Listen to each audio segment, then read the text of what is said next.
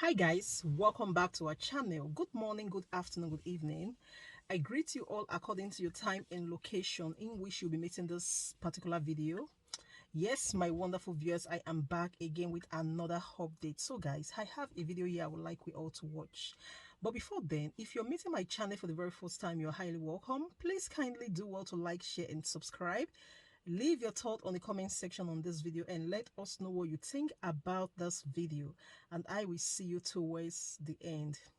By Punch newspapers over the weekend detailing remuneration packages for service chiefs who were retired by President Bola Ahmed Tinubu on Monday, June 19th, garnered several reactions on social media. According to the report, the ex-servicemen are to receive bulletproof sport utility vehicles, personal aid guards, and other perks, including generous allowances for medical treatment abroad. Some Nigerians criticize the retirement package as it is coming at a time many are calling for the reduction in the cost of governance. Well, this is coming as Peter Obi, the presidential candidate of the Labour Party, while responding to questions related to cutting down the cost of governance, criticized the large convoy that escorted President Bola Ahmed Tinubu, which went viral last week. I don't know how you felt when you saw that video. I don't know if you have seen it, sir. I wasn't opportune to see the video. It consisted of 124 cars. I wasn't opportune to see it. You are just telling me. But let me tell you what I've always said. The present Nigeria requires that all those who serve and lead must do so by example. The behavior and their current public conduct must be a consonance with what the society requires today. We cannot continue to preach for the people to sacrifice without sacrificing. We must not, the sacrifice must not start from the leaders. Visibly, measurably, at all sides, because the people are suffering. And we must now be at the forefront of the suffering. Thank you. Well, reacting to Peter Obi's comments, some users on social media pulled up a video of his large convoy when he was a presidential candidate. Let's take a look. Confirm!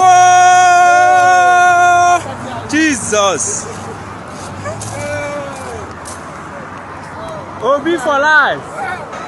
Come on! Which one? We're not gonna give Shishi. Where my card there? Oh! Yes! Woo! Yes!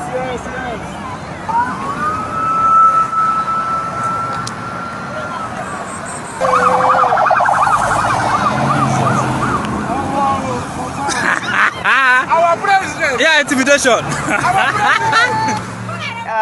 Dr. Abati Rufai Ayo, this video trended over the weekend because obviously we saw President Bola Ahmed Tinubu's large convoy in Lagos where other government officials escorted him to his Bodilon residence. Over the weekend, I had a guest on the morning show. She was the spokesperson of the Budgetary campaign, and she talked about the fact that this was campaign season and that, you know, the convoy also were, you know, supporters of, you know, Peter Obi, and that we shouldn't mix issues. But what really got a lot of social media users talking was the fact that Peter Obi had posted that tweet that we had up earlier where he referred to President Bola Ahmed Tinubu as Mr. President, because as you know, there is a litigation in court at this point with the presidential tribunal where he's contesting the presidency. But a lot of people are saying, how come he deleted the tweet after he had posted him, you know, referring him as Mr. President? Let me take Michael's tweet. I know, Rufai, you want to talk. Michael wrote, I'm surprised that Peter Obi deleted the entire Twitter thread where he criticized Tinubu's convoy. Is it because he acknowledged Tinubu as Mr. President, or because he was shown several videos of his long convoys during the campaign? Just so he rehearsed the thread. So two things. I don't know why he deleted the tweet. He'll have to come and say why he deleted the tweet. But as of today, let's not get things mixed up. Yeah. Bola Ahmed Tinubu is Mr. President. He's President of the Federal Republic of Nigeria. So I don't see, let's not be delusional. There are cases in courts. Until the court rules otherwise, as we speak today, Bola Ahmed Tinubu is President of the Federal Republic of Nigeria. Simple. Secondly, concerning the convoy, I think we mix up things because we want to be sensational. I have said for the upton time, it was the convoy of other governors and other people that followed President Tinubu. We said that. I am not sure that President Tinubu had over 120 cars in the convoy. We have to say that. Yeah, we said that on the show. But this is also reflective of how much government officials squander money. Because even if you have a lot of government officials, the convoy should not be this much if you have all of them put together. We should be able to cut our coat according to our cloth. Thirdly, the direct comparison between a convoy during the campaign is just people not making good arguments. The argument fall on illogicality. Peter Obi then was still a candidate, was not president. If he is president and he brings up such a big convoy, I will be the first to condemn him. So, like you said, that Lagos Labour Party aide that came here, she was correct. It's like comparing apple and oranges. They are candidates. They have not been sworn in. There's a huge difference. And this, you can see from the convoy, are other people following him too. These are supporters, these are normal cast that they just decided to come en masse. Yes, but you know what? That's just it. Correct. But what we are saying is, please, government officials must cut down their costs, just like 4 bulletproof cars. Yes, this is where I'm going, Rufai. This is the conversation. We are talking, it's the optics that look bad at It's that optics time. that look bad. We're talking about cutting down the cost of governance. My first story that I don't know if the military has come out to, defend the report by Punch newspaper saying that, these ex-service chiefs will be getting, 36 soldiers, 20 domestic aids and all of that, and 4 bulletproof sport utility vehicles. So when you're looking at it, can you calculate how much is going to get you 1 bulletproof SUV? What kind of bulletproof SUV in the first place? As of today, the new Land Cruiser they are selling is over 100 million naira. Absolutely. Plus you add on the ammo and add on for bulletproof, it will take it to over 200 or 300 million naira. All right. So when you now have that, I iterate that by the numbers, then you see that how much, so are you going to spend billions on cars alone?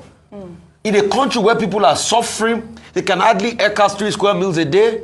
Right. This is why we need to be able to cut costs everywhere, because the optics look bad for people. We haven't seen much. The only thing we saw last week was that the federal government approved the discontinuation of budgetary allocations to professional bodies and councils starting from the 2024 budget.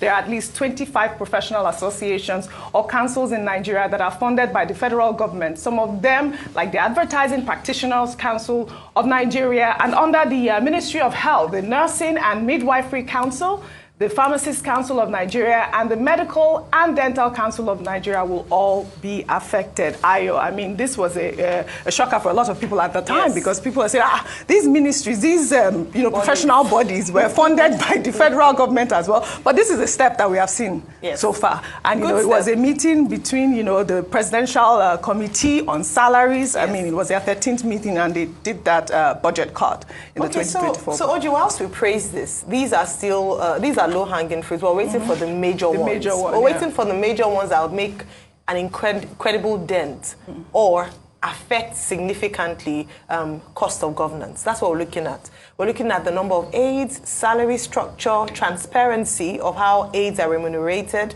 We're looking at ESTER code paid out to government officials when they go abroad for conferences. We're looking at the number of personnel or aides that the president takes with him when he travels abroad for these conferences. They're important, but we believe that it can be leaner. So yes, it's important. In fact, one of our correspondents was interviewing one of these bodies, and they said they haven't received money from the federal government in a very long time. So it means that if run properly, they can self-fund.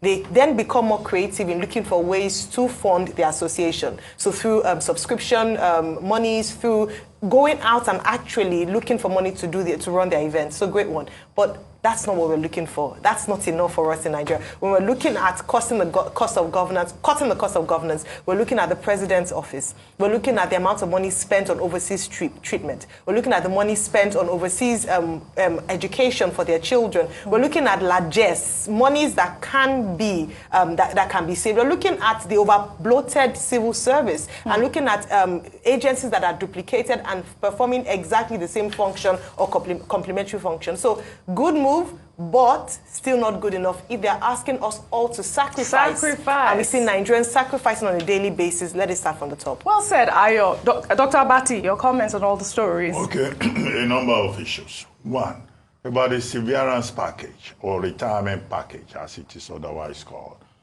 Look, it's statutory. Certain categories of officials in Nigeria, retired service chiefs, retired AIGs, DIGs, retired generals, you know, they are given certain benefits. First, there's severance package. Second, there's retirement package.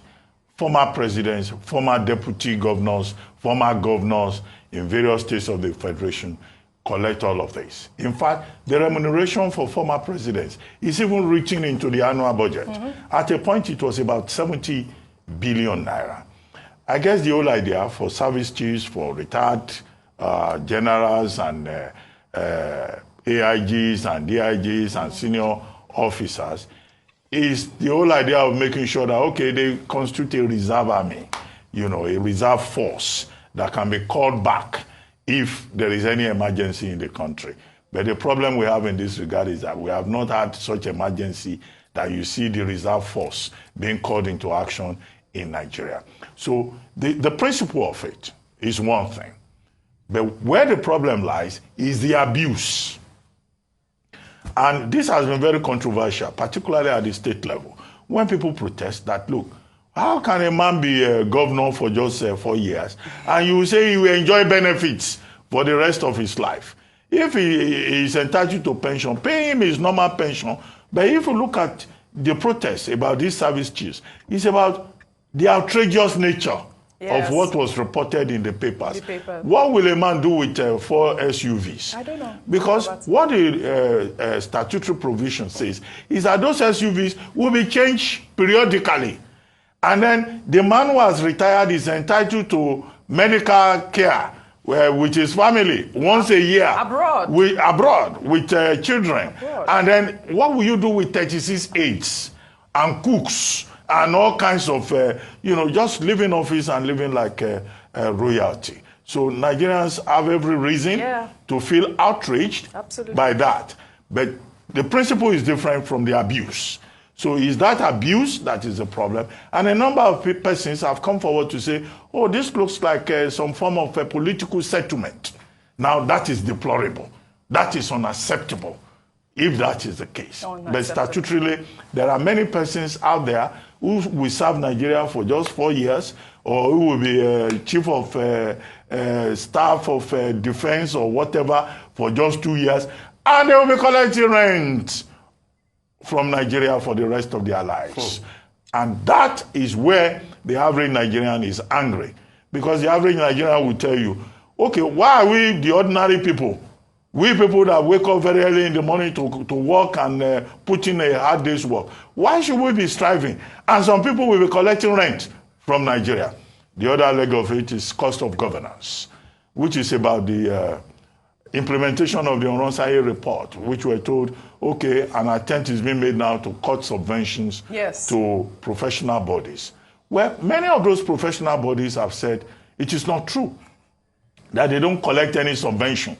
In case anybody has been writing that into the Nigerian budget that is another and collecting money on their behalf, that should be investigated immediately. So there have been objections from some of those professional bodies. Some of those professional bodies say they run their organizations through subscriptions by members, through levies on members. However, the other leg of it is that some people have said some of those professional bodies, like the Medical and Dental Council of Nigeria and some health-related agencies, you know, need to be funded by government, because those ones who cannot survive on subvention. But the thing is that if government's intention is to implement the Onronsaye report, then it has to be wholesale. The Onronsaye report talks about duplications It's not talking just about subventions and subscriptions. It talks about duplication. It talks about territoriality. You know, you make a man a minister now, the first thing you will look at is the number of parastatals under his ministry. If you table the report, all of them will be fighting. They don't want anything to be taken away from them because the tradition is that every Friday there's this Ogakepe tradition that some people have talked about, whereby, you know, you get some support from the parastatals under your, and that's why some people are more interested in certain ministries more than others. Nigeria cannot run like that at a time where we're cutting fat, at a time where we're cutting leakages. On the issue of convoy, well, it's still about cost of governance. That's the context. That's actually Peter Obi was campaigning. As a private citizen, he can have as long a convoy as he wants. But the government has to cut costs, has to cut fat. Leadership by example. All right. This is the whole point. All right. And again, we're still waiting for the military to confirm those allocations. So guys, thank you so much for watching. What do you think about this video? Please kindly leave your opinion down below. I'll see you again in my next one. Bye for now.